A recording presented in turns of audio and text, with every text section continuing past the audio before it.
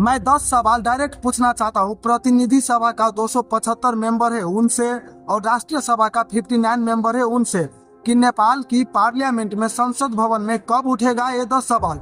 ये 10 सवाल इतना जरूरी है, फिर भी अभी तक पार्लियामेंट में क्यों नहीं उठाया जाता है।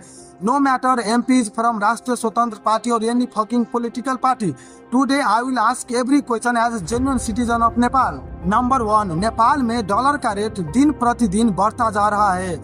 2010 में $1 बराबर 73 NPR था। 2015 में $1 बराबर करीबन 100 NPR था और 2026 में $1 बराबर 153 NPR हो चुका है। मतलब कब रुकेगा ये डॉलर का रेट। नेपाल में दिन प्रतिदिन डॉलर का रेट बढ़ता जा रहा है और इसका डायरेक्ट इफेक्ट पड़ता है नेपाल का जो आम सिटीजन है उसके ऊपर। नंबर 2, नेपाल कब मुक्त होगा रेमिटेंस से। नेपाल का GDP यानी कि ग्रॉस डोमेस्टिक प्रोडक्ट देखा जाए तो वो है करीबन $45 बिलियन और उसका 25 से 30% हिस्सा आता है कहीं से, तो वो है रेमिटेंस से। मतलब इधर सरकार को शर्म आना चाहिए। नेपाल को पूरी दुनिया में टॉप 10 रेमिटेंस डिपेंडेंट कंट्री बना दिया है सरकार ने। नंबर 3, बेरोजगारी। नेपाल में करीबन 3 करोड़ पॉपुलेशन है, उसमें से 50 से 60 लाख पॉपुलेशन नेपाल देश से बाहर है, या तो मिडल ईस्ट में है या तो वो यूरोप में है। मतलब नेपाल में कब मिलेगा रोजगार। नेपाल का जो सरकार है वो नेपाल में कब रोजगार देगा। और इतना ही नहीं, जबकि नेपाल में रिसोर्स हर चीज का है। Number 4, high import and less export. 2024 से लेकर 2025 तक के बीच में नेपाल ने पूरा $10.38 बिलियन का सामान इंपोर्ट किया है। नेपाल में पेट्रोलियम हो गया, रॉ मटेरियल हो गया, कंज्यूमर गुड्स हो गया। जबकि नेपाल का GDP है करीबन $45 बिलियन और उसमें से $10.38 बिलियन का सामान नेपाल ने इंपोर्ट किया है 2024 से लेकर 2025 तक के बीच में। और सबसे ज्यादा इंपोर्ट करता है इंडिया से, उसके बाद चाइना से और उसके बाद में इंडोनेशिया हो गया और मिडल ईस्ट कंट्री हो गया। लेकिन मैं इधर कहना चाहता हूं कि I know better Nepal is a landlocked country, लेकिन इतना कुछ इंपोर्ट करने का जरूरी है मतलब हमारे नेपाल देश में, जबकि नेपाल के पास हर चीज का रिसोर्स है, एक फर्टिलाइजर लैंड है, फिर भी इतना चीज इंपोर्ट करने का जरूरी है। और इतना ही नहीं, और हम लोग एक्सपोर्ट क्या करते हैं, नेपाल का जो गवर्नमेंट है वो एक्सपोर्ट क्या करता है, इंपोर्ट तो करता है बहुत कुछ, लेकिन एक्सपोर्ट क्या करता है, नेपाल देश का सिटीजन किधर, वो भी रोजगार के लिए दूसरे मुल्क में एक्सपोर्ट करता है। नेपाल का जो सिटीजन है उसको शर्म आना चाहिए इधर हमारे नेपाल देश का जो गवर्नमेंट है उसके ऊपर में। नंबर 5, नेपाल में कब पनिशमेंट मिलेगा एक क्रिमिनल को और बराबर घूसखोर को। नेपाल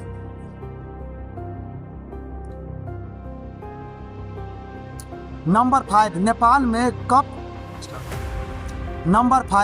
में कब पनिशमेंट मिलेगा क्रिमिनल को और बराबर को, घूसखोर को।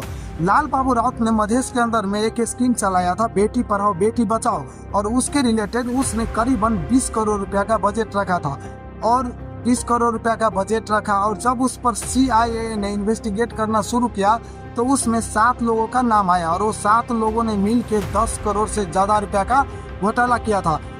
मतलब 6 बंदा था गवर्नमेंट एम्प्लॉय और एक था बाईसाइकिल सप्लायर। तो नेपाल का जो कमीशन इन्वेस्टिगेशन एब्यूज अथॉरिटी है उसने 2022 में ही ये केस लिया और अभी चल रहा है 2026। इस पर अभी तक एक भी पब्लिक अपडेट नहीं आया है और वो 7 का 7 क्रिमिनल बराबर घूसखोर अभी घूम रहा है पूरा फ्री होकर। नेपाल का सरकार इसके ऊपर कब एक्शन लेगा। और 2018 में एक 13 साल की सिस्टर जिसका नाम था निर्मला पंत, उसके साथ में रेप किया जाता है और रेप करने के बाद में मर्डर कर देता है। और जब पुलिस के पास जाता है तो पुलिस एलिगेशन किसके ऊपर लगाता है, जो बेगुनाह रहता है उसके ऊपर एलिगेशन लगाता है। और अभी तक नेपाल का जो गवर्नमेंट है, नेपाल का जो पुलिस है, वो क्रिमिनल को फाइंड नहीं कर पाया है। किसने रेप किया, उसे किसने मर्डर किया, वो अभी तक फाइंड नहीं कर पाया। और जो पुलिस था फेक एलिगेशन लगाया था बेगुनाह बंदों पर, वो पुलिस के ऊपर भी अभी तक कुछ भी मतलब केस या फिर पनिशमेंट उसे गवर्नमेंट ने नहीं दिया है। मैं इधर एक सवाल करना चाहता हूँ नेपाल के गवर्नमेंट से, सिस्टम से, कि नेपाल का जो लॉ है, कानून है, वो सिर्फ नेपाल का जो पुअर पीपुल है उन सब के लिए है या सब के लिए बराबर है। Number 6, no values of farmer in Nepal. Nepal देश के अंदर में किसान को कोई भी वैल्यू है ही नहीं। मतलब एक किसान को समय पर खाद्य पदार्थ मिलता नहीं है, और अगर समय पर खाद्य पदार्थ मिस्टेक से मिल भी जाए तो इतना महंगा मिलता है कि जो पुअर फार्मर रहता है वो अफोर्ड कर ही नहीं पाता है। मतलब इधर सरकार को थोड़ा बहुत शर्म आना चाहिए कि नेपाल का जो फार्मर है उनको कम से कम फ्री में खाद्य पदार्थ प्रोवाइड किया जाए, और वो भी सही समय में। जब नेपाल में खेती पाती का सीजन आता है तो उस समय में नेपाल का जो फार्मर है वो प्रे करता है गॉड से कि बारिश हो जाए, लेकिन अब फार्मर को कैसे समझाए कि बारिश होना भगवान के हाथों में रहता है, लेकिन वो मेन डिपेंड पड़ता है गवर्नमेंट के ऊपर।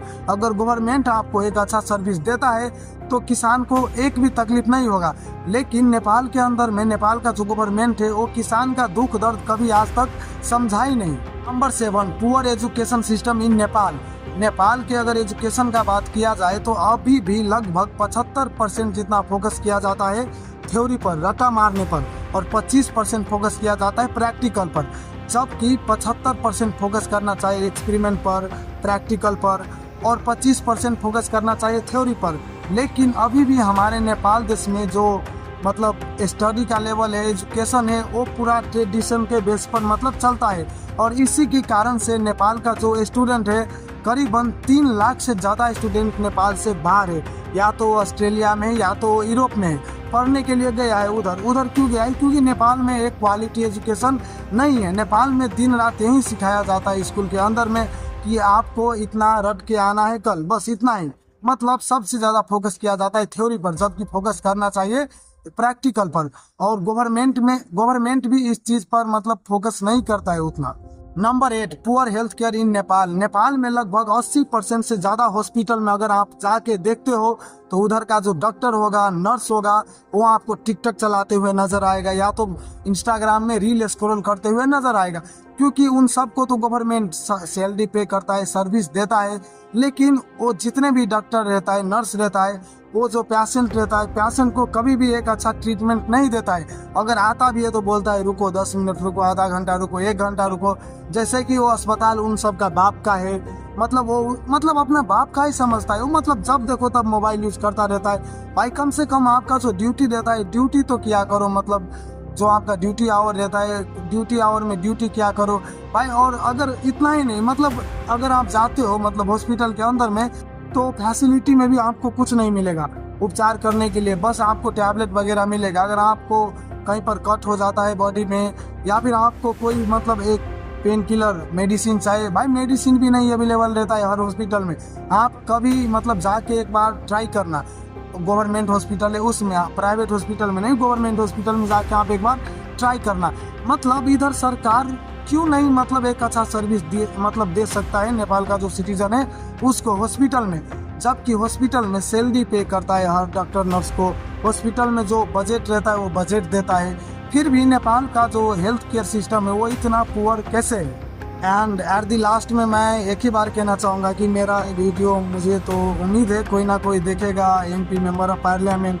अगर आप मेरा ये वीडियो देखते हो तो हो सकता है मेरे से इस वीडियो में उतना अच्छा से मैं एक्सप्लेन नहीं कर पाया, बट ट्राई टू अंडरस्टैंड मी।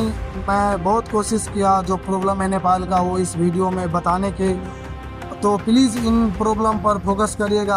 आप लोग MP हो, और आप लोग अगर कुछ सवाल रेज करते हो पार्लियामेंट के अंदर में तो वो सवाल पर फोकस किया जाता है गवर्नमेंट की द्वारा। तो प्लीज़ नेपाल में जो एक चैलेंज फेसिंग प्रॉब्लम है उन प्रॉब्लम पर आप मतलब अपना आवाज़ उठाइए पार्लियामेंट के अंदर में। और हिंदी में मैं वीडियो बनाया because I feel awkward to speak Nepali language genuinely, क्योंकि मैं मधेश में, I born in Madhesh, I raised in Madhesh, तो मैं हमेशा से मैथिली बोलता हूँ और नेपाली मेरे को उतना अच्छा से आता भी नहीं है। तो मैं हिंदी ट्राई किया, मेरे को लगा कि मैं हिंदी बोल पाऊँगा, तो हिंदी ट्राई किया and may be you can understand better. So मैं नेक्स्ट वीडियो में इम्प्रूवमेंट करूँगा थोड़ा, और उम्मीद है आने वाले वीडियो में मैं इम्प्रूवमेंट करता ही रहूँगा।